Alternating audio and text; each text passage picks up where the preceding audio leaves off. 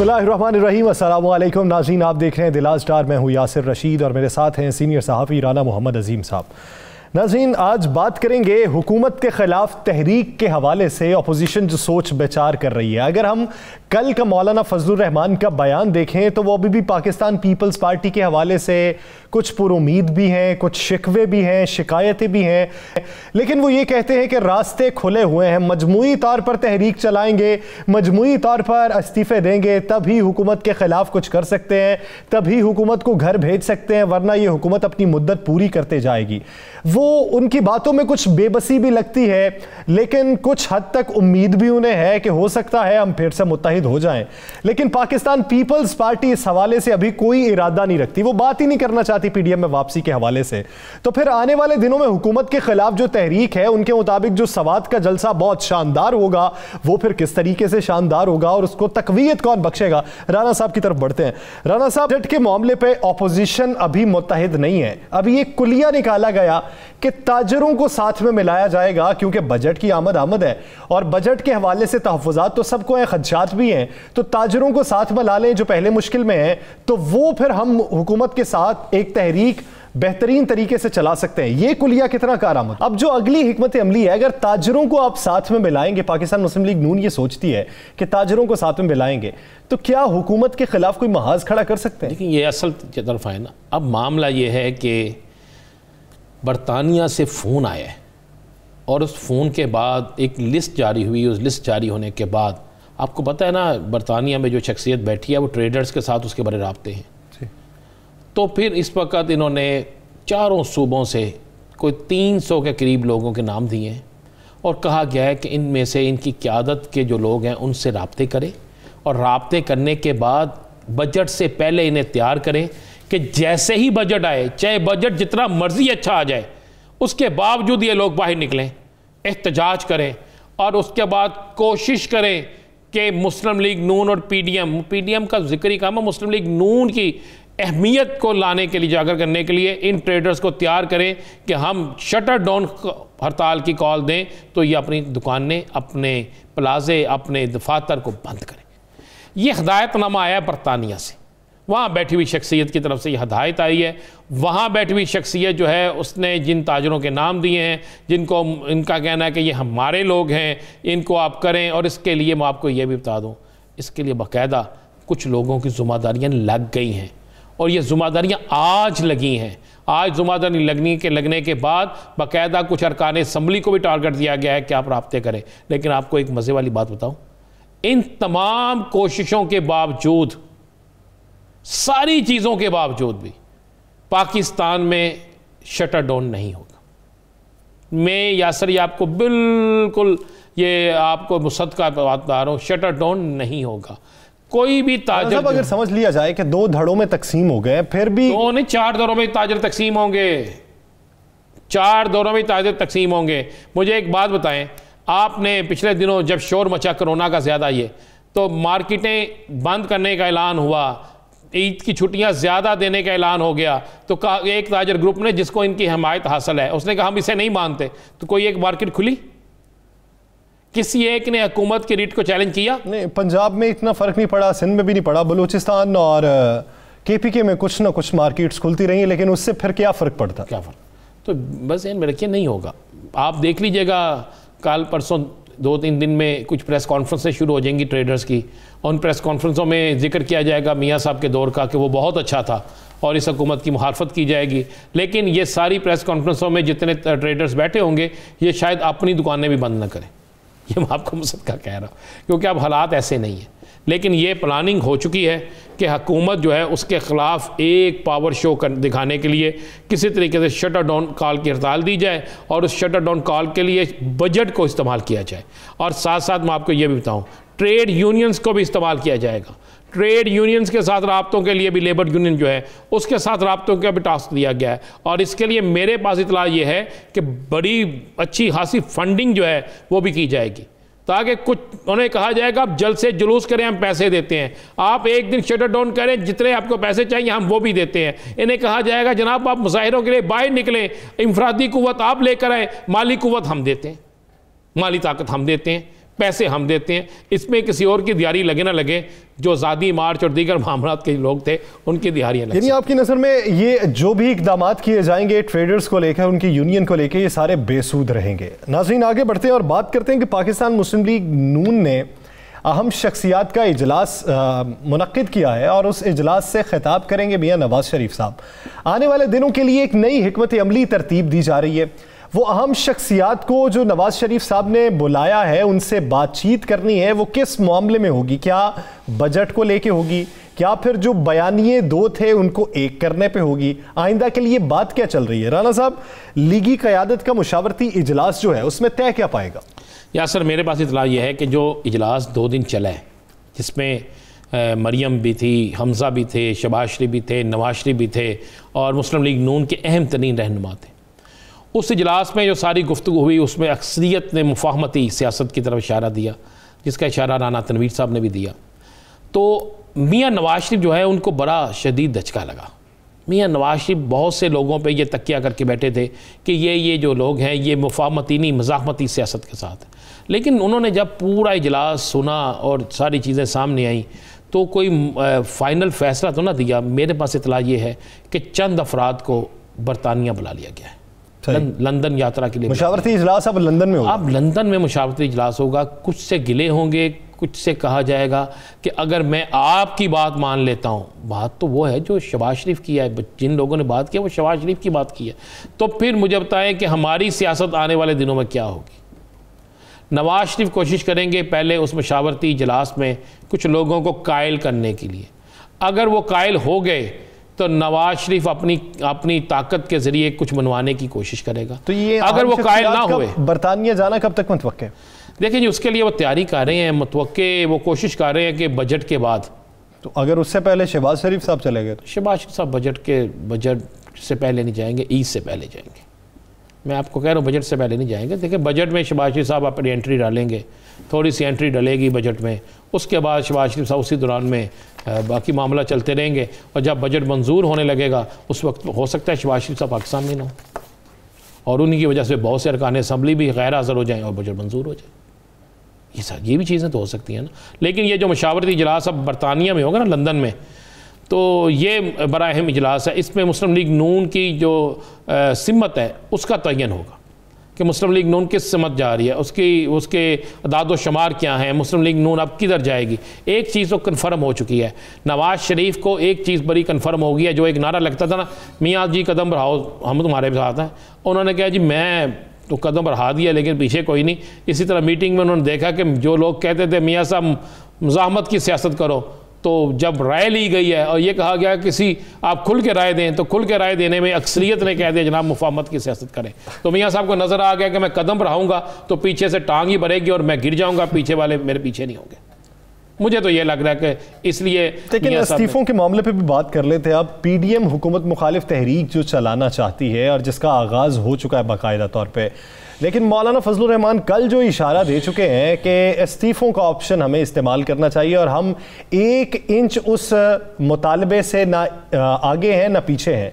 हमारे मुतालबात अभी भी वो हैं, हम जो नुक्ते लेके निकले थे हम उसी पे ही कायम है। लेकिन नून लीग के अक्सर हल्के इस्तीफ़े की मुखालिफत करते हैं, यानी वो तकवीयत बख्शते हैं पाकिस्तान पीपल्स पार्टी के मौक़िफ़ को। तो फिर इस्तीफ़ों का क्या बनेगा? पहली बात यह है कि मौलाना फजलुर रहमान को इतना तो हक दें कि बेचारे अपनी तकरीर में इस्तीफ़ों का जिक्र कर सकें। आप कहते हैं कि वो प्रेस कॉन्फ्रेंस में भी सर्कुलेशन के जरिए वो वैसे ही सरबराही किसी और को दे दें। मुझे एक बात बताएं, अगर वो इस्तीफ़ों का ऑप्शन इस्तेमाल करने का नाम नहीं लेंगे तो क्या करें? वो ये बता दें वो क्या करें।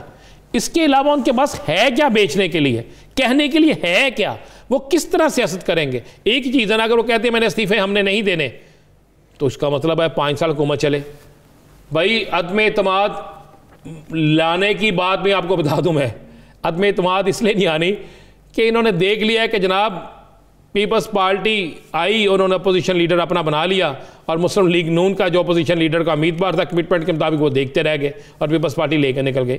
तो जब इन्हें सेनेट के अंदर एक अपोजिशन लीडर के लिए इनके अंदर आपस में ये इख्तलाफ पैदा हो गया, सेनेट इलेक्शन में मौलाना फजलुर रहमान के बंदे को कितने वोट पड़े और पीपल्स पार्टी को कितने वोट पड़े, उसमें फ़र्क नज़र आ गया। तो आगे नए वज़ीर आज़म बनाने में आप समझते हैं कि ये एक दूसरे पर यकीन रखेंगे? एक दूसरे का साथ देंगे, एक दूसरे के उम्मीदवार का सपोर्ट करेंगे।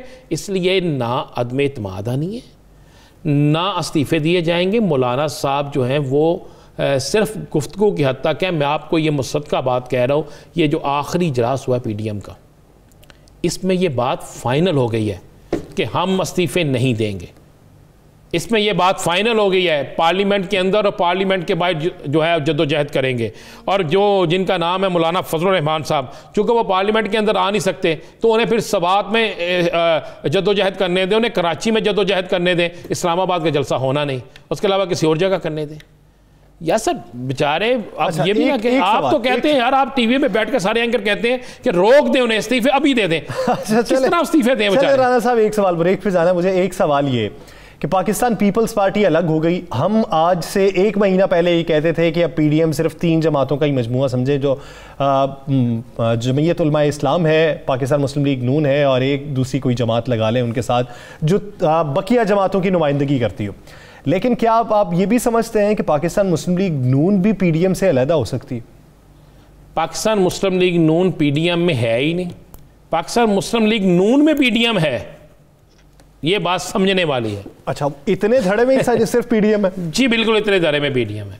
मुझे बताए मौलाना फजलुर रहमान, मैं गिनती पे गिनवा सकता हूँ, 4 से 5 लोगों में PDM है। हाँ। बाकी पूरी जमात में PDM नहीं। मुझे एक बात बताएं, अब ये जो PDM का इजलास हुआ है, इस इजलास में आपको नजर आए मौलाना साहब, मरियम साहब और शहबाज शरीफ साहब? कोई और है जो सामने आगे बोला हो? कोई और है जिसने कोई करारदाद पेश की हो? और नूरानी साहब के बेटे साहबजादे हैं, वो बेचारे बैठे होते हैं। आफ्ताब शेरपाव एक बड़ा कुछ बोले तो फिर बड़ी बातें होने लगती हैं। वो आफ्ताब शेरपाव साहब है, वो बेचारे शिरकत करते हैं। इसी तरह बाकी जो पार्टी है वो आती ज़रूर है। देखें, ये ज़हन में रखिएगा, वो आमों की पेटी होती है ना, उसमें जो ऊपर आम लगे होते हैं, उसी को वो लोग देखते हैं कि ये आम बड़े अच्छे हैं जी। ये भी सियासत के आम, ये पेटी है सियासत की, उसमें ये आम है 3 जो बड़े अच्छे हैं, और ये अब 2 रह गए हैं, मुस्लिम लीग नून और जमीयत उलमा इस्लाम। अब मुस्लिम लीग नून के पास पावर है। मुस्लिम लीग नून अगर ख़त्म हो जाती है, फिर तो पीछे वो PID मुत्तहिदा अपोजिशन रह जाती है कि जिसके जितने लोग हैं उतने ही मेंबर हैं। लेकिन किसी न किसी आम को पेटी में कील भी तो लग जाता। लग गया ना, कील तो लग गया किसी आम को, एक को नहीं लगा, कईयों को लग गया। आप देखिए आने वाले दिनों में जो आप पूछना चाहते हैं। और ज़हन में रखिएगा, अब PDM जो भी PDM है, इसके अंदर मुस्लिम लीग नून का फैसला चलता है, और मुस्लिम लीग नून का जो फैसला है वो ये है कि असम्बलियों से इस्तीफ़े नहीं देने। मौलाना साहब अपनी सियासी बसात को कायम रखने के लिए इस्तीफ़ों की बात करते रहेंगे। आप असम्बली के आखिरी दिन तक देख लीजिएगा, और फिर मुझे बताइएगा जब असम्बली का आखिरी दिन होगा, क्या इस्तीफ़े हो गए, क्या इस्तीफे दे दिए, नहीं इस्तीफे दिए जाएंगे। देखते हैं कि पाकिस्तान मुस्लिम लीग नून के सदर शहबाज शरीफ साहब का जो बयान है वो किस हद तक तकवीयत पाता है, और वो खामोशी से जो चल रहे हैं वो किस हद तक जारी रहती है। बहुत शुक्रिया राना अजीम साहब इस हवाले से अपना वक्त देने के लिए।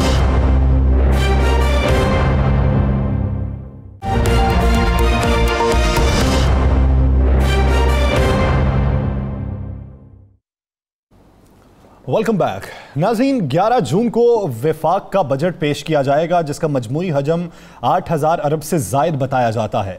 अब इसको लेकर अपोजिशन का जो मौक़िफ़ है, अपोजिशन जो ये कहती है कि ये बजट अवाम दोस्त नहीं है।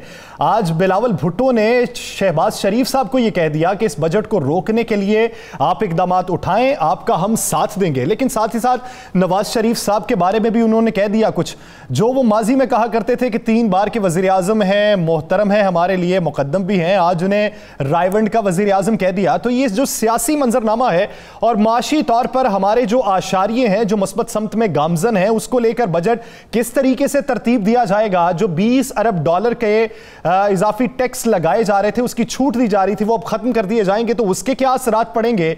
आने वाले दिनों में महसूलात जो जमा करनी है उसका एक बड़ा हदफ रख लिया गया है, वो कैसे अचीव हो पाएगा। इसी बारे में बात करने के लिए हमें ज्वाइन किया है सीनियर तज्जियाकार हैं, एडिटर है रोजनामा 92 न्यूज के, सियासी सूरत हाल पे गहरी नजर है उनकी। राव खालिद साहब हमारे साथ मौजूद हैं, और मुआशी आशारिये किस समत में गामजन है इस पे उनकी गहरी नजर है। सुहेल इकबाल भट्टी साहब हमारे साथ मौजूद हैं, इन्वेस्टिगेटिव जर्नलिस्ट हैं, ब्यूरो चीफ है 92 न्यूज के इस्लामाबाद से। बहुत शुक्रिया राव साहब और भट्टी साहब। राव साहब आपकी जाने पहले आऊंगा। इस वक्त जो बजट आ रहा है और बजट के बारे में जो चहमगोइयां चल रही हैं, हम किस समत में हैं? क्या हुकूमती मौकिफ को माने या फिर ऑपोजिशन के मौकिफ को माने? ऑपोजिशन मौकिफ तो देती है कि गलत एदादुशुमार है, लेकिन साथ में साथ ये भी कहती है कि हम 5.5 पे छोड़ के गए थे, ये 4 पे ले आए हैं, तो वो उसमें कोरोना को भूल जाते हैं। आप क्या समझते हैं कि क्या कोरोना को भूलना चाहिए? क्या ये मुल्क की जो इस वक्त इकॉनमी है वो मनफी में है? देखिए यासर, बुनियादी तौर पे जो बजट किसी ज़माने में था, लोग टीवी के आगे बैठते थे कि बहुत बड़ा कोई कमाल होने लगा है 80s में, 90s में, इवन 70s में। अब ये नॉन इवेंट हो गया है, क्योंकि आपके ओवरऑल हालात मुल्क के हर महीने 2 महीने बाद चेंजेस आ रही होती हैं।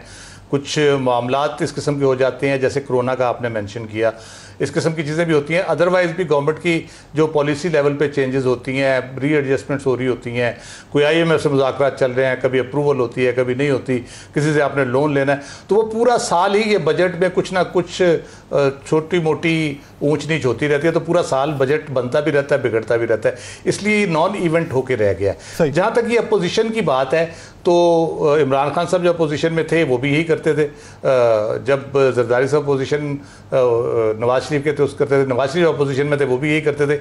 ये हर दौर में तबाही फिर गई, लुट गए, तबाह हो गए, बर्बाद हो गए और गरीब का बेड़ा गर्क हो गया। आज तक गरीब के लिए किसी ने ना बजट बनाया है, ना ये बजट बन सकता है गरीब के लिए, अनटिल अनलेस जो लोग यहाँ पे बैठे हैं उनके अंदर उन लोगों की रिप्रेजेंटेशन मौजूद हो जिनके लिए बजट बनना चाहिए, जिसमें मिडिल क्लास है, लोअर मिडिल क्लास है आपकी। तो इसलिए ये कहना कि कोई बजट में पहले बजटों में कोई बहुत ख़राब होता रहा तो अब बहुत बड़ा कोई कमाल हो जाएगा, ये मुमकिन नहीं है। दूसरी वजह ये है कमाल ना होने की कि आप देखें कि आपके जो सीधा से हिसाब है आमदन और अखराजात का, तो उसमें आपका जो मेजर चंक है, जो आप डेट रीपेमेंट करते हैं, वो मेजर चंक है। उसके बाद आपके जो गैर तरक्याती अखराजात, नॉन डेवलपमेंट जो एक्सपेंडिचर है वो है, वो चीज़ें आती हैं। ये मेजर आपका बहुत सारा हिस्सा। फिर कॉर्पोरेशंस आपकी इतने घाटे में जा रही हैं, इतने सारे पैसे वो ले जाते हैं। अगर कोई सिंसियरली बजट बनाना भी चाहे तो वो इन पैसों में अभी 5-6 हज़ार अरब पे भी आप ले जाए, 5.5 जैसे कहा जा रहा है, शायद IMF की कंडीशनैलिटी है कि आप इतने % इंक्रीज ज़रूर करेंगे उसमें आपका जो रेवेन्यू टारगेट है, तो वो अगर आप ले भी जाएं, जब तक ये मसाइल आपके हल नहीं होंगे, एक अच्छा बजट जिसमें आवाम तक उसकी असर उसका पहुँचे, आवाम को फ़ायदा हो उससे, चाहे सब्सिडीज़ की सूरत में हो, चाहे आप उसको दूसरी सूरत में दें, जैसे मकानों में आप दे रहे हैं, लोन्स दे रहे हैं जिस तरह से, या किसान को जैसे इमदाद देने की कोशिश की जा रही है, हेल्थ कार्ड जैसे दिया जा रहा है, हेल्थ कार्ड की लिमिट बढ़ा के आप कर सकते हैं। आप बीमारियों की रोकथाम के लिए बहुत से ऐसे इकदाम कर सकते हैं कि बीमारियां फैले ही ना, तो वो जो फ़ायदा आम आवाम तक नीचे तक जाना है, सड़कों गलियों की सूरत में, तालीम की सूरत में, सेहत की सूरत में, और जच्चा और बच्चा का ख़ास तौर पे बहुत ज़्यादा हमारे यहाँ मोर्टेलिटी रेट बहुत ज़्यादा है, उसके बारे में बहुत बात होती है, तो वो फ़ायदा उस वक्त तक नहीं पहुँच सकता जब तक अभी। और एक और कंट्रीब्यूशन जो हमारे जो लोग जो कमा रहे हैं, जो इस मुल्क से बेतहाशा कमा रहे हैं, उनकी तरफ से टैक्स पेमेंट के हवाले से बहुत ज़्यादा सीरियस इश्यूज़ हैं। उस पर कोशिशें हो रही हैं डिजिटलाइजेशन की वजह से। आप राव साहब ये भी तो देखें ना, गुज़श्ता साल से हो रही है, लेकिन उस पर अमल दरामद कितना हुआ, कितने लोग राग़िब हुए। भट्टी साहब, अब इसी सवाल को अगर ले लिया जाए कि कोशिशें हो रही हैं, तो आप ये देखें कि इस वक्त आपने हदफ जो रख लिया है महसूलात का, वो 5,500 से ज़ायद का है। अब इतनी महसूलात आपने इकट्ठी करनी है, आप एक तरफ ये भी दावे कर रहे हैं कि हमने नए टैक्स लागू नहीं करने, तो वो टैक्स नेट में कितने अफराद आ जाएंगे जो तब नहीं आए जब आपने एमएनएसटी स्कीम खोल के रख दी थी, आपने कोशिश करते रहे कि अवाम राग़िब हो जाए। अब ऐसा क्या मंतर होगा कि जिसकी वजह से अवाम टैक्स नेट में आ जाएगा? यासे देखिए, तो हमेशा हर दौर हुकूमत में ये दावा किया जाता है कि हम कोई नए टैक्स नहीं लगाएंगे, गरीब आवाम का ख्याल रखा जाएगा, आवाम परेशान ना हो। लेकिन जब आपने खुद एक IMF का जो टारगेट है रेवेन्यू का उसको हासिल करना है, तो इजाफी टैक्स आपको लगाना पड़ेगा। अच्छा, इजाफी टैक्स लगाने के भी बहुत से तरीक़ेकार होते हैं। आपके पास डायरेक्ट और इनडायरेक्ट तरीके कार होता है इजाफी रेवेन्यू हासिल करने के लिए, जिस तरह जिसके भी मैं कुछ एग्जाम्पल आपके सामने रखूंगा। अल्टीमेटली एक बात एक वाज़ेह है, गरीब का बजट नहीं है, इसमें कोई रिलीफ नहीं है। जो कर्जे लिए गए माजी की हुकूमतों ने और मौजूदा हुकूमत ने भी तमाम रिकॉर्ड ब्रेक किए कर्जे लेने के, 3105 अरब रुपए सिर्फ हमने इन कर्जों के ऊपर सूद अदा करना है आइंदा माली साल के दौरान। उसके बाद हमारा डिफेंस का बजट है, हमारी ग्रांट्स है, सब्सिडी है और बहुत कुछ है, पेंशन है, तनख्वाहें हैं जी, मजीद कर्जे लेने हैं। तो आपके पास क्वेश्चन नहीं है, रिलीफ उस वक्त दे सकते थे ये जो कर्जों के चुंगल से आप आजाद हो। जिस दिन पाकिस्तान इंशाल्लाह कर्जों के चुंगल से आजाद होगा उस दिन हम बात कर सकेंगे कि हाँ जी अब अवाम के पास, हुकूमत के पास अवाम को रिलीफ देने के लिए कुछ है, तो ये चीजें से निकाल दे। अब किस तरीके से हुकूमत इस मरतबा अवाम से इजाफी पैसे निकालने के लिए इकदाम करेगी? मामला ये है कि पेट्रोलियम मसनूआत के जरिए से हुकूमत एक बड़ा ह्यूज चंक रेवेन्यू का कलेक्ट करती है जिसका नाम है पेट्रोलियम लेवी। मौजूदा हुकूमत को ये उनका क्रेडिट कहें या उन्होंने एक अवाम के ऊपर एक बोझ डाला, जुल्म किया कि पेट्रोल के ऊपर पेट्रोलियम लेवी गुज़श्ता दौर हुकूमत में पाकिस्तान की तारीख में कभी 10 रुपये फी लीटर से इजाफी आयद नहीं की गई। इन्होंने आके उसको 30 रुपये फी लीटर तक आयद किया। अब बात यहां तक नहीं रुकी, 450 से 500 रुपये उन्होंने सालाना उससे इकट्ठे किए। अब उन्होंने कहा जी कि मजीद कलेक्शन करनी है 700-800 अरब रुपए। अब प्रपोजल बन चुकी है कि आइंदा माली साल के बजट में पेट्रोलियम मसनूआत बिलखसूस पेट्रोल और हाई स्पीड डीजल पर हुकूमत पेट्रोलियम लेवी का क्वेश्चन 50 रुपए फी लीटर तक रखने जा रही है। होगा क्या? फौरी तो कहेंगे जी कि तो हम सिर्फ बजट डॉक्यूमेंट में हम शामिल कर रहे हैं, इंपोज नहीं करेंगे। इंटरनेशनल मार्केट में ये एक्सपेक्ट कर रहे हैं कि जिस तरह फॉसिल फ्यूल की जो डिमांड कम हो रही है इंटरनेशनल मार्केट में, जब आलमी मार्केट में पेट्रोलियम मसनूआत की कीमतें कम होंगी, मतलूबा रिलीफ आवाम को नहीं मिलेगा बल्कि पेट्रोलियम लेवी बढ़ा दी जाएगी, तो इजाफी रेवेन्यू आएगा, तो रिलीफ तो गया। इसी तरीके से बिजली मजीद महंगी होनी है। कैसे महंगी होनी है बता देता हूं आपको। मैं भट्टी साहब इसकी जानिब वापस आता हूं कि इलेक्ट्रिक के हवाले से भी जो इस वक्त बातें चल रही हैं इसकी जानिब वापस आते हैं। मैं राव साहब का एक मौक़िफ़ लेना चाहता हूं। राव साहब, इस वक्त जो सूरत हाल पैदा हो चुकी है, कहते हैं कि तनख्वाहदार तबके पे मजीद बोझ नहीं पड़ेगा, लेकिन आप जिसे हेल्थ इंश्योरेंस की मद में रिलीफ दे रहे थे वो वापस लेने की तजवीज़ दी गई है। जब वो रिलीफ वापस ले लिया जाएगा तो क्या बोझ नहीं पड़ेगा? इसके अलावा अगर हम महंगाई की बात करें, एक तरफ मस्बत आशारिये तो हमें दिखाई देते हैं लेकिन महंगाई कंट्रोल नहीं होती। वज़रा तो कहते हैं कुव्वत खरीद बढ़ रही है, कहां कुव्वत खरीद बढ़ रही है यह भी समझ नहीं आती। ये बिल्कुल सही बात है आपकी। जो बढ़ाने या ना बढ़ाने की बात इतनी इम्पोर्टेंट नहीं है जितनी महंगाई की बात इम्पोर्टेंट है। महंगाई को कंट्रोल करना हुकूमत सूबाई हुकूमतें हैं, फेडरल गवर्नमेंट है, मिलके ये इसको कंट्रोल कर सकते हैं। उसमें सबसे ज़्यादा जो गवर्नमेंट की तरफ से जो बात की जा रही है, जिस पे प्लान भी ये कर रहे हैं, वो मिडिल मैन का रोल उसमें ख़त्म करने की कोशिश कर रहे हैं। लेकिन ये इतने वेल स्ट्रक्चर्ड ये माफिया है, उसको आप तोड़ने के लिए आप सिर्फ पॉलिसी बना के उससे नहीं कर सकते। आपकी अगर एडमिनिस्ट्रेशन आज आपकी हेल्प करनी शुरू कर दे लोकल लेवल के ऊपर चीज़ों की प्राइसेस के हवाले से, तो बहुत सारा फ़र्क पड़ सकता है। अगर आप महंगाई को कंट्रोल कर लें, नॉर्मल जो एक रीज़नेबल प्राइस जो होती है, मैं ये नहीं कहता प्रॉफिट नहीं कमाना चाहिए, एक रीज़नेबल जो चीज़ होती है, जो 5 रुपए की चीज़ है वो 7 रुपए की, 8 रुपए की, 9 रुपए की आप बेच लें। ये ना करें कि 5 रुपए की चीज़ आप 50 रुपए की बेचनी शुरू कर दें।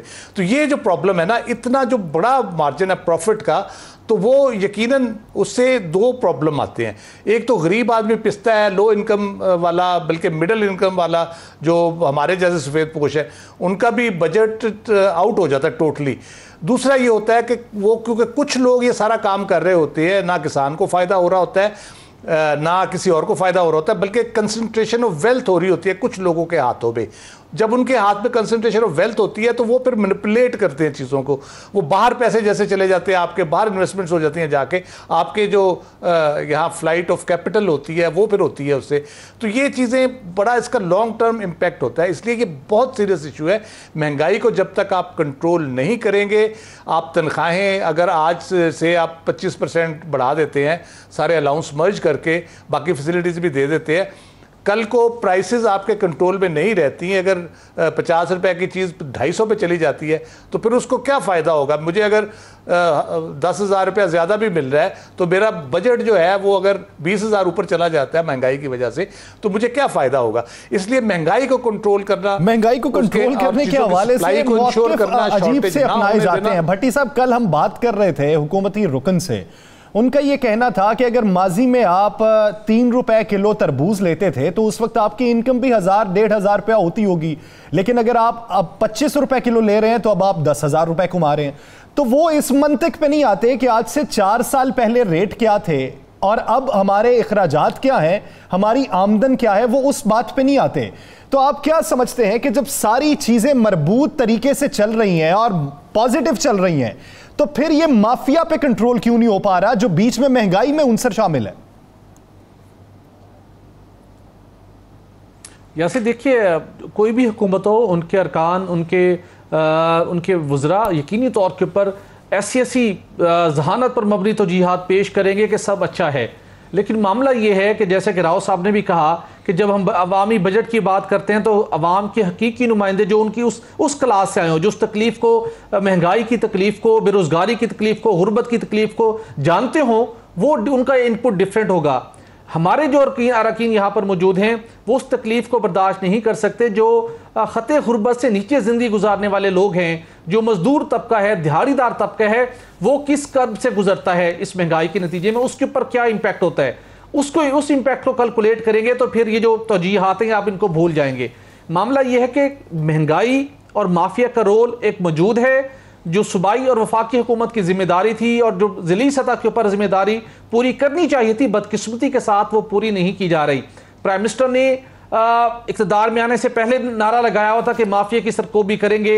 अब भी शायद कोई दिन गुजरता हो जब वो माफिया की सरकोबी के लिए उनकी कोई इनिशिएटिव या एफर्ट ना होती हो, लेकिन प्रैक्टिकली जो लोग मिडल मैन का रोल जो है महंगाई को बढ़ाने के हवाले से आम को रिलीफ से महरूम करने के लिए वो ख़त्म नहीं किया जा सका। उसके लिए मरबूत कोशिशों की ज़रूरत थी, हो सकती थी, अभी भी वक्त है।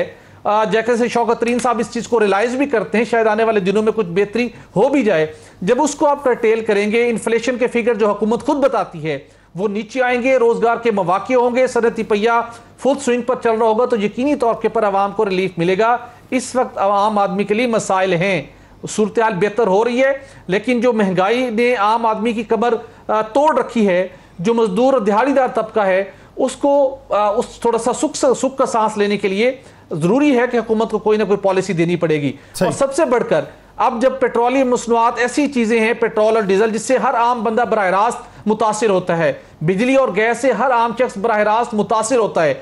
बिजली के रेट आप कैसे बढ़ाने जा रहे हैं कि 4-5 स्लैब्स हैं मुख्तलिफ बिजली के, अब आप ये करने जा रहे हैं कि स्लैब्स का जो बर्डन है उसको कुछ बेनिफिट होता है कि आपने चौथे स्लैब में गए हैं तो पिछले स्लैब में कम रेट होगा, तीसरे में कम रेट होगा, उस स्लैब की एडजस्टमेंट करके आप बिजली का रेट मजीद बढ़ाने जा रहे हैं। वो जो माजी के अंदर 50 यूनिट घरेलू सार्फिन को, गरीब तबके को रिलीफ मिलता था, उसके ऊपर भी बर्डन बढ़ने जा रहा है। गैस के वो कम तरीन गैस इस्तेमाल करने वाले सार्फिन पर भी इजाफी बोझ डलने जा रहा है, तो उनके लिए मुश्किलात तो पैदा होंगी। इन चीज़ों को देखने की ज़रूरत है और आवाम के लिए फलाही इक़दाम उन करने की ज़रूरत है उस तबके के लिए जो इस महंगाई की चक्की में मुसलसल पिसते हुए हमें दिखाई दे रहे हैं। मैं राव साहब आपकी तरफ आता हूं। अब ये अगर यही मामला ले लिया जाए, बिजली अगर महंगी होती है, पेट्रोल अगर आलमी मार्केट में सस्ता होता है और हमारे लेवी बढ़ा के उसकी वही कीमत बरकरार रखी जाती है, तो जो एक्सपोर्ट हो रही है हमारी बिजली और पेट्रोल, वो बुनियादी उनसर है जिसकी वजह से पूरे मुल्क के अंदर महंगाई का उनसर जन्म लेता है।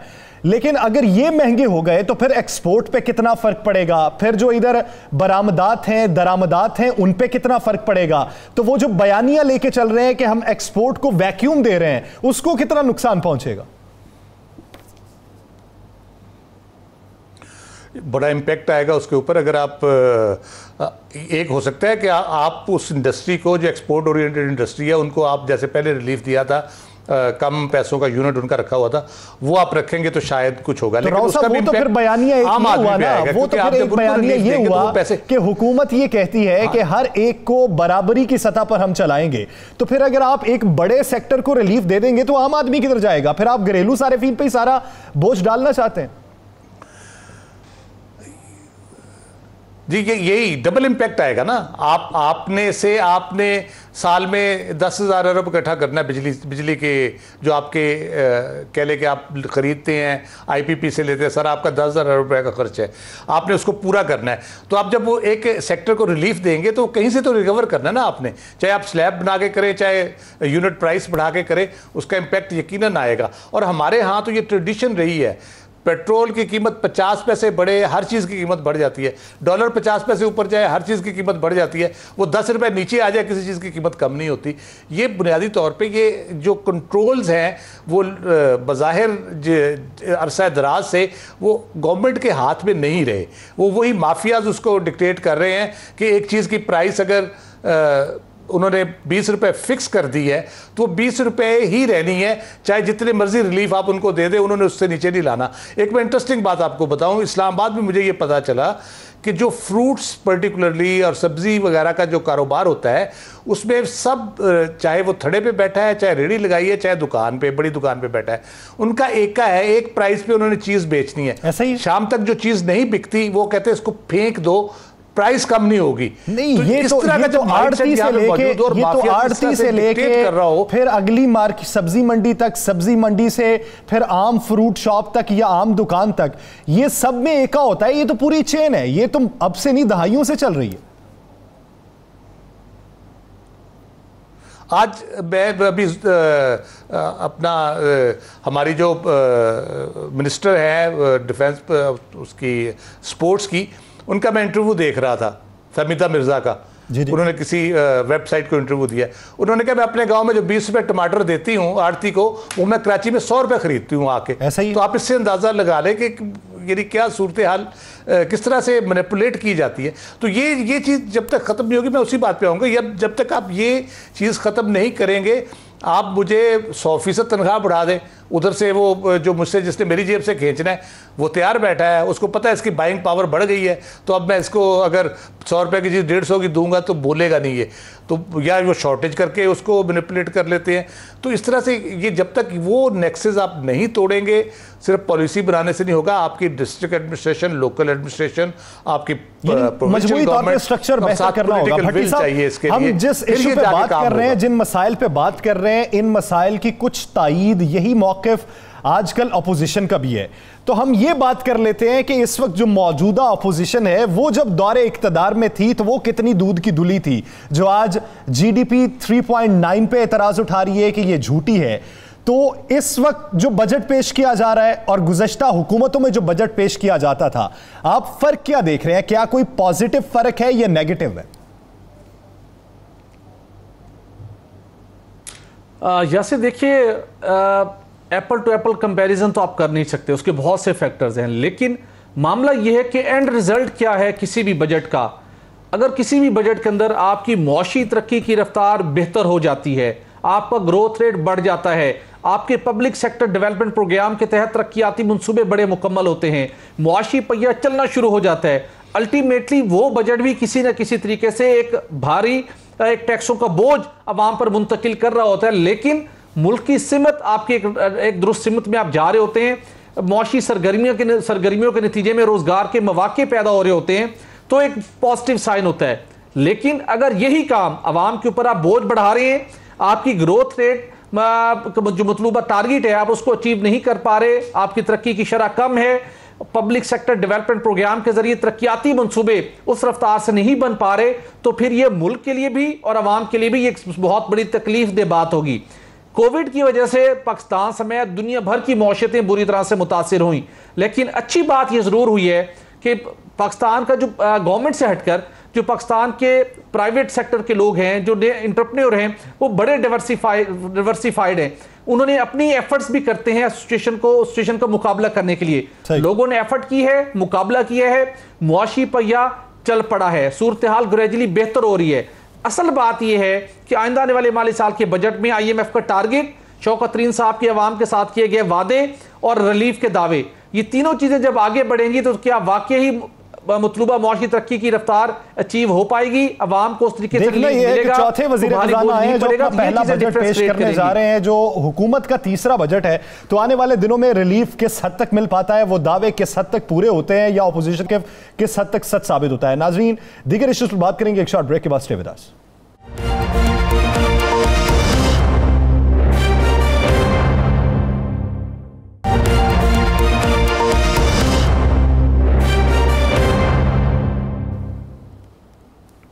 Welcome back.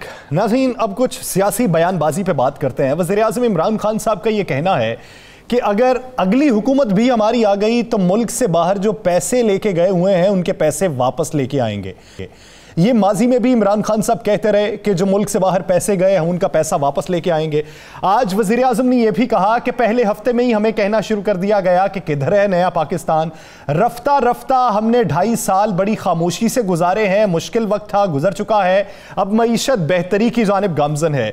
जबकि अपोजिशन इसको लेकर काफ़ी तनकीद का निशाना बना रही है। आज तो इमरान खान साहब को ज़िल्ले तबाही भी कहा गया और यह कहा गया कि आने वाले दिनों में आप जिस नहज पे मुल्क को ले आए हैं, अगर यही सूरत हाल बरकरार रही तो ये मुल्क तो डूब जाएगा। एक तरफ से यह भी कहा गया कि अगर हमारी हुकूमत होती तो 20% से जायद जीडीपी होती। हैरानकुन बात है कि किस तरीके से 20% से जायद होती। तो इस पूरे सियासी मंजरनामे पर बात करते हैं, रुख करते हैं राव साहब का। राव साहब, इस वक्त जो बयानबाजी चल रही है, क्या पीटीआई हुकूमत फिर से वही नारों के जरिए इलेक्शन में जाएगी? क्योंकि अब तो इलेक्शन की गहमा गहमी है, अब तो यही कहा जा सकता है कि जिसका भी जलसा होगा वो अगले इलेक्शन की तैयारी कर रहा है। तो क्या फिर से बयान वही अपनाया जा रहा है इनका?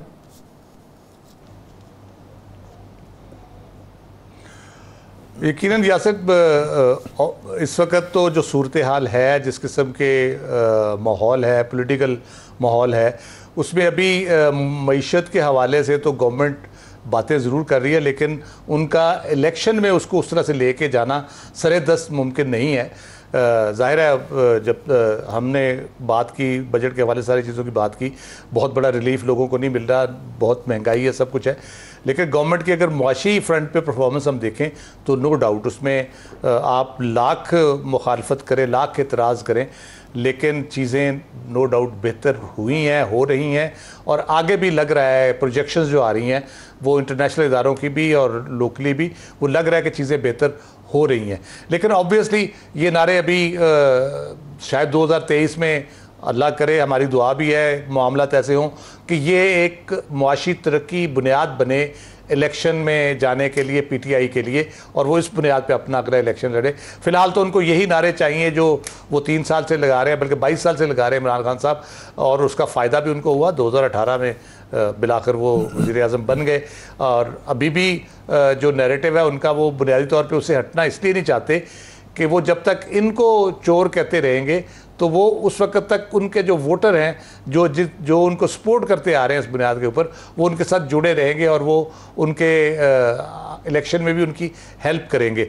लेकिन इस फ्रंट पे अपोजिशन भी अच्छा खेल रही है। भट्टी साहब, अब आप ये देखें कि आज बिलावल भुट्टो साहब ने जो गुफ्तगू की, उनका ये कहना था कि अगर पंजाब का अपोजिशन लीडर हो तो वो बाहर आ जाता है, अगर सिंध का हो तो वो जेल में चला जाता है, अगर बहन कुछ करे तो उस पर कोई कदगन नहीं, दोस्त करे तो उस पर कोई कदगन नहीं। तो ये कैसा एहतसाब है? अब अपोजिशन भी अगर पाकिस्तान पीपल्स पार्टी को देखा जाए तो इस फ्रंट पे अच्छा खेल रही है। आप क्या समझते हैं कि इस वक्त जो हकीकी अपोजिशन की दौड़ में लगे हुए हैं और एक दूसरे पे इल्जामात लगाया जाए, अपोजिशन वर्सेस अपोजिशन, ये कितनी देर चलेगी और इसमें से बेहतर कौन निकलेगा? जैसे देखिए, काश बिलावल ये बयान उस दिन देते जब मरियम नवाज साहिबा के साथ मिलकर वो शाना बशाना सियासी जद्दोजहद कर रहे थे। मरियम नवाज साहिबा गड़ी खुदाबा की पहुंची हुई थी, उस वक्त के भी बयानात आपको याद होंगे, और अब के बयानात के भी आप कंपैरिजन कर लीजिए। उस वक्त तो सियासी पॉलिटिकल मूव है, और ये जी एग्जैक्टली, और ये तंदो तेज जुमलों का हमला, उसके साथ जुमलों का इस्तेमाल, उसके साथ सियासी बयानबाजी, ये और आने वाले दिनों में शिद्दत इख्तियार करेगी। वजह यह है कि अब पाकिस्तान मुस्लिम लीग नून हो, पाकिस्तान तहरीक इंसाफ हो, या पाकिस्तान पीपल्स पार्टी हो, आइंदा आने वाले इलेक्शन पर सबकी नजरें हैं।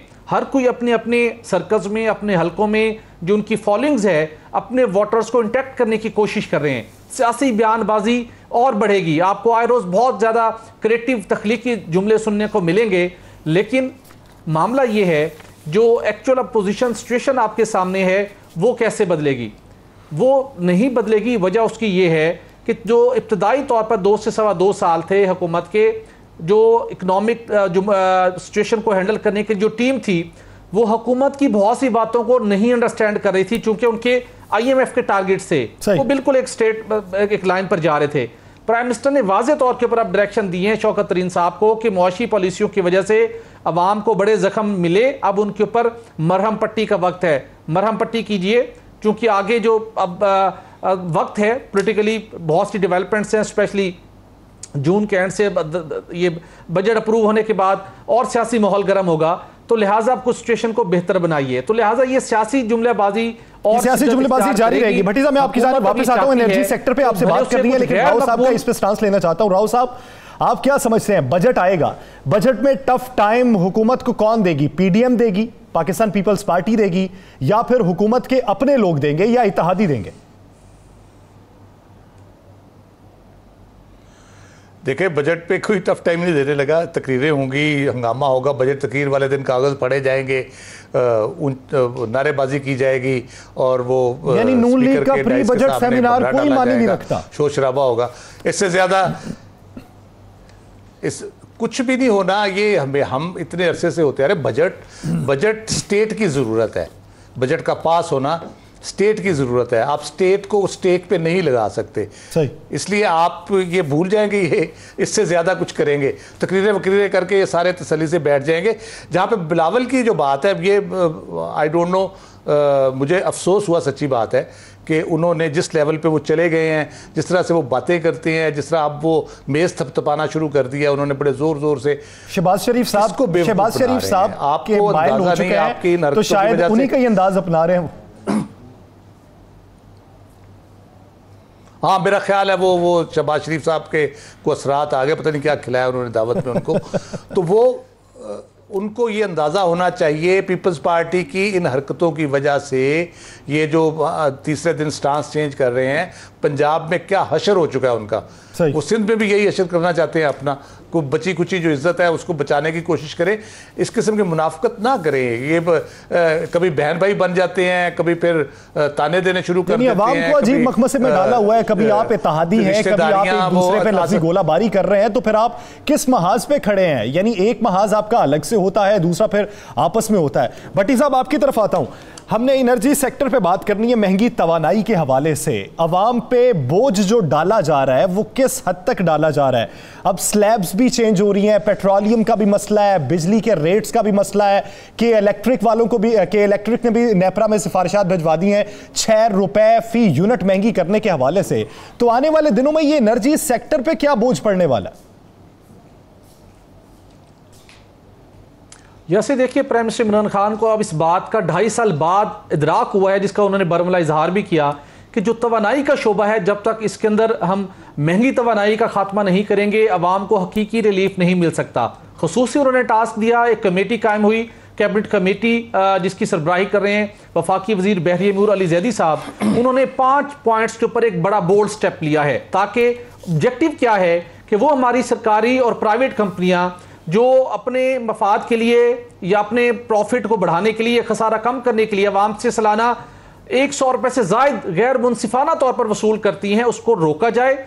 बेहतर पॉलिसी लेके आए, बेहतर हम अरेंजमेंट करें ताकि अवाम को रिलीफ मिल सके। पहला फैसला किया गया कि मुल्क की तारीख में पहली मरतबा पेट्रोलियम सेक्टर में ऑयल मार्केटिंग कंपनियों और उसके साथ रिफाइनरियों के लिए एक पॉलिसी बनाई जाए जिसे सिंगल पॉइंट मूरिंग पॉलिसी कहा जाता है। ये एक सिस्टम है, अभी मैं आपको बताऊंगा। उसके साथ RLNG को कैसे सस्ता किया जाए, मुल्की गैस को कैसे सस्ता किया जाए, गैस चोरी और ज़िया को कैसे कम किया जाए, और उसके साथ साथ जो टैक्सों की भरमार है उसको रिव्यू किया जाए। ऑयल मार्केटिंग कंपनी और रिफाइनरियां अवाम से जो इनलैंड फ्रेट इक्वलाइजेशन मार्जिन और डीम ड्यूटी ये वसूल करें, क्या ये मुनसिफाना है, जो इसके मकसद थे वो हासिल हुए कि नहीं, इसके ऊपर एक प्लान के ऊपर बाज़ाब्ता काम शुरू हो गया है। Single point boring policy Pakistan की ये लाई जा रही है, जो कि समंदर में, गहरे समंदर में, पोर्ट से 15 से 20 किलोमीटर दूर आप एक सिस्टम जेरे समंदर बिछाते हैं, जिसके जरिए से बड़ा पेट्रोल या खाम तेल का जहाज पहुंचता है, उसके जरिए से आप अपने स्टोरेज टैंक में जमीन के ऊपर उसको मुंतकिल करते हैं। ये पाकिस्तान में सिर्फ एक ये सेटअप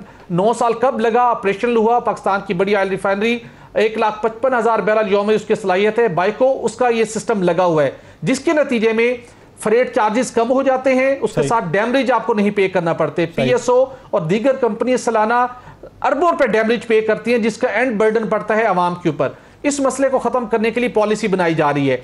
इसके साथ साथ उसको एक पूरा पैटर्न है जो दिया गया है। उसके साथ ओसीएसी ने चंद रोज कबल खत लिखा कि केपीटी के ऊपर जो वहां पे जो ऑयल पियर है उसमें प्रॉब्लम है, वो प्रॉपर मेंटेन नहीं है, उसके अंदर खराबी है, जिसकी वजह से आने वाले दिनों में मुमकिन तौर के ऊपर पेट्रोल की शॉर्टेज पैदा हो सकती है। ऑयल पियर 1 उसका सोल्यूशन हुकूमत देख रही है कि कैसे इसको सॉर्ट आउट करने हैं।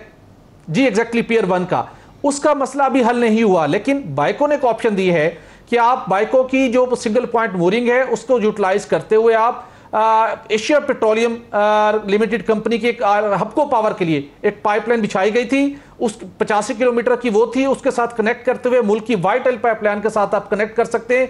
पाकिस्तान की सप्लाई इंश्योर हो जाएगी। खत लिखा गया वजारत तवानाई को, उन्होंने इस पे ऊपर फैसला करना है। दूसरा मामला है भट्टी साहब, अगर वो पियर 1 वाला मसला हल नहीं होता, अभी तो रिजर्व है 17 से 21 दिन के, लेकिन अगर वो मसला 10 से 15 दिन इसी खतो किताबत में रहता है तो फिर मसला क्या बन सकता है? देखिए, अगर ये 15 से 20 दिन में ये मसला हल ना हुआ तो सप्लाई हमारी मुतासिर हो सकती है, क्योंकि जो पियर 3 है वहां पर भी मसाइल हैं। वो 2018 से बंद है, उसकी मुरम्मत हो रही है। बदकिस्मती के साथ केपीटी ने उसको प्रॉपर मेंटेन नहीं किया। अब पियर 1 भी मुतासिर हो चुके हैं और कंपनियों से कहा गया कि जो आप प्रोडक्ट लेके आएंगी आपने इंडेमनिटी बॉन्ड देना है कि अगर पियर 1 की कोई खराबी हुई तो उसके जिम्मेदार आप होंगी। कोई भी वो देने को तैयार नहीं है। तो इस इशू ने रिजॉल्व होना है चंद दिनों में, ताकि मुमकिन तौर के ऊपर किसी पेट्रोल बुरहान से हम दोबारा दो चार ना हो। दूसरा मामले ऑयल मार्केटिंग कंपनियों का 300 और रुपए से ज्यादा रकम वसूल की है इन्होंने डीम ड्यूटी की मद में आवाम से, आपने और मैंने अदा की है, ताकि ये वक्त के साथ अपने आप को अपग्रेड करेंगी। इन्होंने अपने आप को अपग्रेड नहीं किया, अपने प्रॉफिट में पैसा डाला, अपना खसारे को ऑफसेट किया।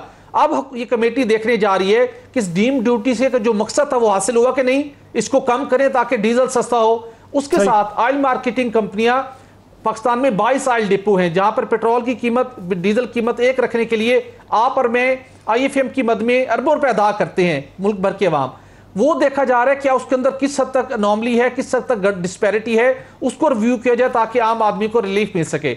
उसके साथ सुई नॉर्दर्न सुई सदरन गैस चोरी ज़िया की मद में अरबों रुपए हमसे वसूल करते हैं इजाफी, उसको देखने क्या वो चले उम्मीद करते हैं अब जो प्लानिंग की जा रही है अगर पेपर वर्क इसका मुकम्मल कर लिया गया है तो बेहतरी के फैसले किए जा सके, जो दहाइयों से हम इखराजात बर्दाश्त कर रहे हैं उसका बेहतर हल निकल सके।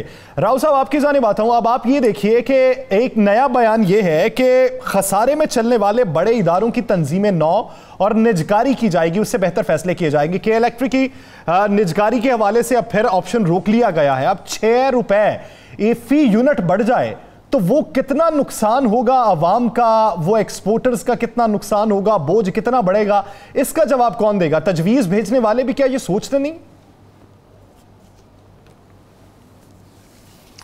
बस ये कमाल है ना यहाँ पे। लेकिन एक मैं बात कर दूँ, ये IPPs की नेशनलाइजेशन कर लेनी चाहिए, बाकी बेशक प्राइवेटाइजेशन करें, ताकि ये रोज़ रोज़ के ये झंझट ख़त्म हो। इनको गवर्नमेंट ख़रीद के बंद करके रख दे, ताकि ये जो सर्कुलर डेट आपका जो हर महीने अरबों रुपए बढ़ रहा होता है वो तो रुक जाएगा कम अज़ कम।